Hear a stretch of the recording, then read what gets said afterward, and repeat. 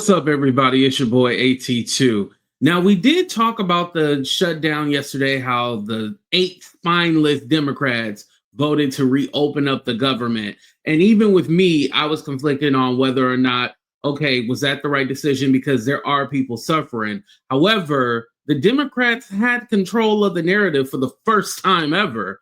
But I gave credit to Chuck Schumer for not caving in. Well, now that I think about it, Chuck Schumer orchestrated this whole thing, you guys. This is a video that he released last night regarding his no vote. Let's go ahead and take a look at it right now.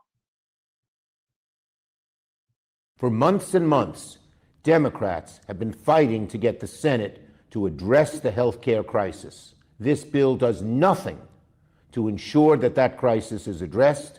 I am voting no, and I will keep fighting. Except there is no more fight because they voted to go ahead and open up the government. So what are you fighting for? Let's go ahead and play the intro, and we're going to get into the video where The View completely destroys Chuck Schumer.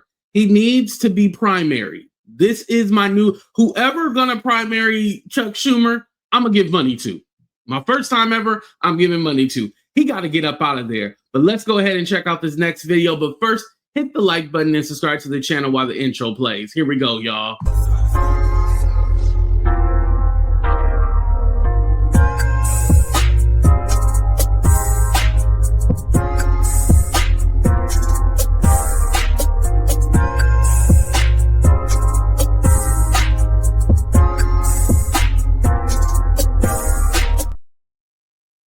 All right, so I'm gonna play this through X because ABC, they be striking channels and stuff like that. You know, Disney don't play about their money, so I gotta play it this way.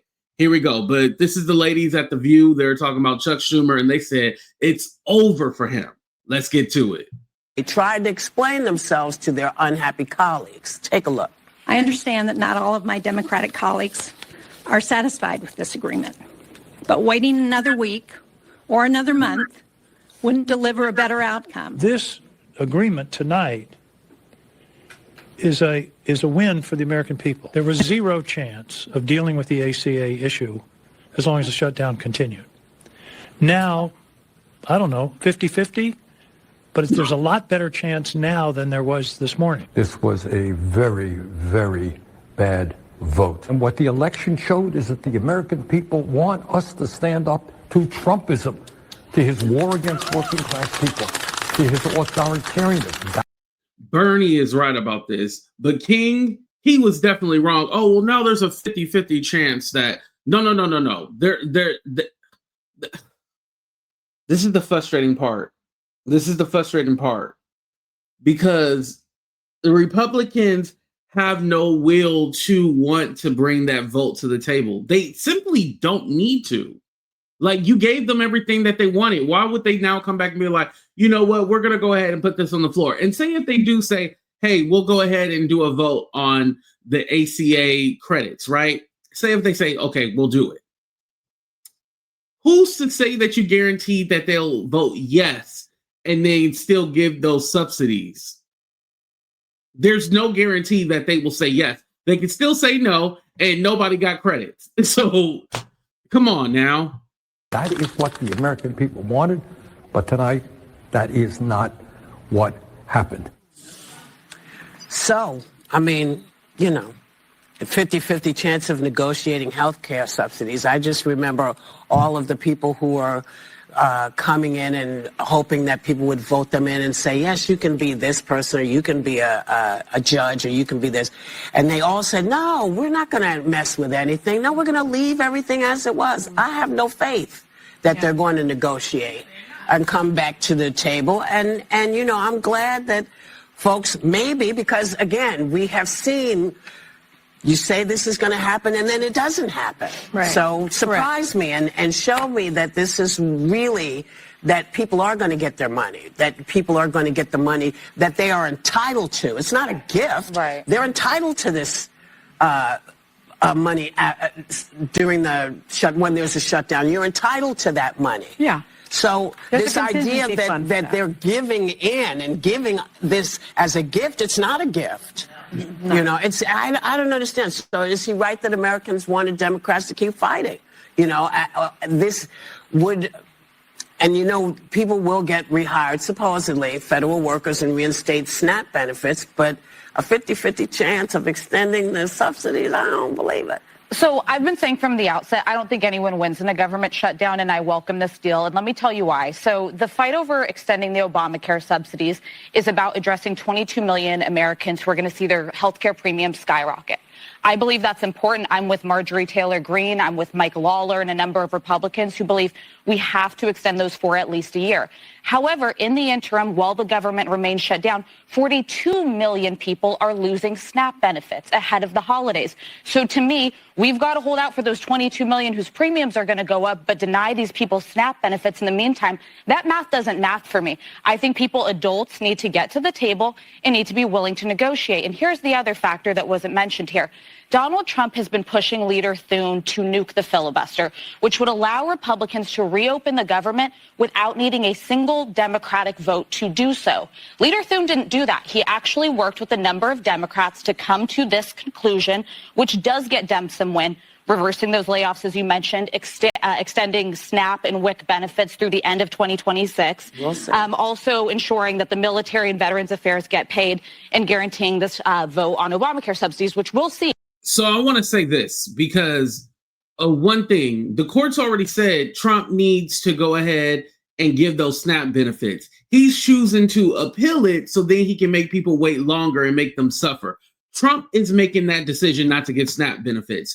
Just like there is, and I forgot what the name of the law is, but there is an actual law to where federal workers are supposed to be paid no matter what. Like there's, I forgot, it's like title something where federal workers can't be paid. So they're choosing not to pay these federal workers. They're choosing not to pay SNAP benefits. And on top of that, it's not just 22 Americans, because once everybody premiums start going up, the people who get paid through health insurance through their companies or their employers, their insurance is also going to go up too. So it actually affects everybody. Just like whenever they make Medicare cuts, those affect everybody, even if you're not on Medicare. So Alyssa is wrong about that. And on top of that, the Republicans, aka Trump, can go ahead and fund certain things. He's choosing not to, and using this as a way of leverage to blame it on the Democrats. So let's also mention that too as well. See, y'all didn't know I knew my stuff, huh? But that is a much better deal than what could have happened if it was not reopened. And finally, Democrats are going to look like losers if they're just attacking each other in this. For some reason, Marjorie Taylor Greene was better at messaging the stakes of this shutdown, it feels like, than a lot of Democrats were.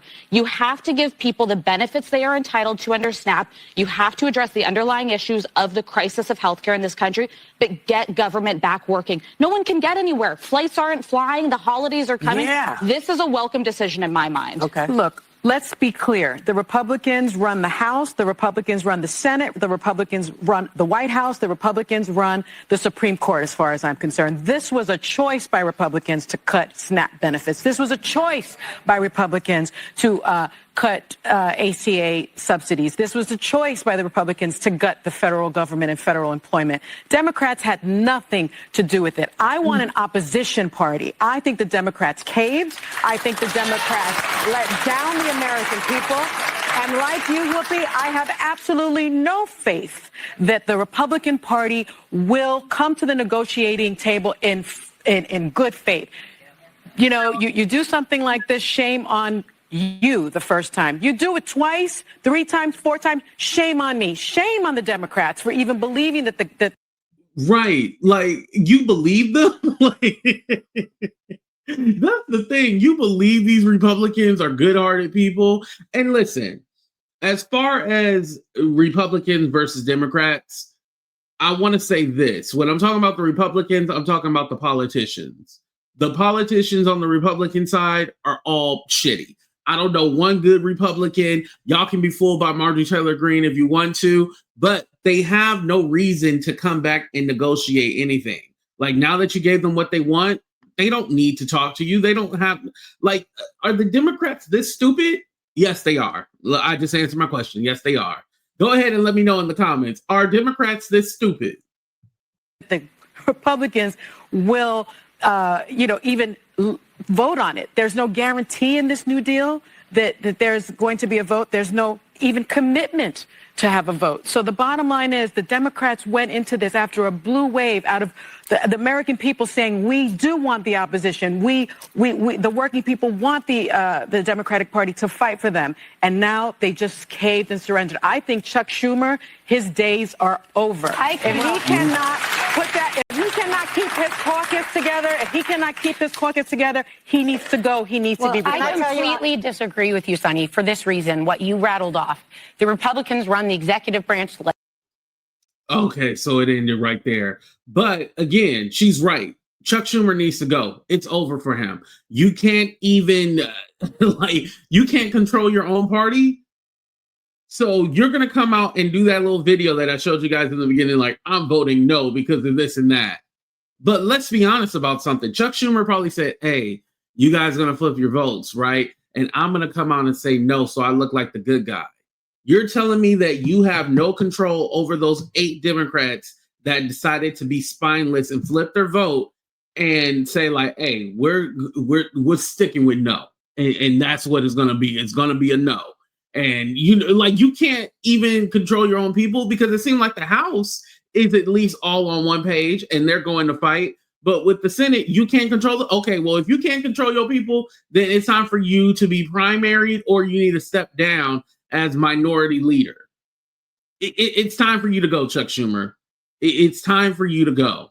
Like, you are ineffective. You are not a strong leader. You were the one to, not this other time, but remember there was another CR. He was the one to flip the vote. And so with that being said, you are not an effective leader. The Democrats have been looking for a leader. Let me tell you, I don't believe it's in the Senate, and I don't believe it's in the House. Hell, maybe they need me to be the leader. But either way, Chuck Schumer, we know you orchestrated this BS. You need to go. At least do the right thing and do it on your own merit. Like, don't have us have to primary you and all this stuff. Just leave. Just be all like, hey, it's time for me to bow out gracefully. Well, not really with any grace, but whatever. Y'all, go ahead and hit that like button, subscribe to the channel, and let me know what you guys think. I am in total agreement with Sonny Hostin. He is ineffective. He needs to go. It is over for him. We need strong leaders in the Democratic Party. I love y'all. Thank y'all for watching, but we out, y'all. Deuces, everybody.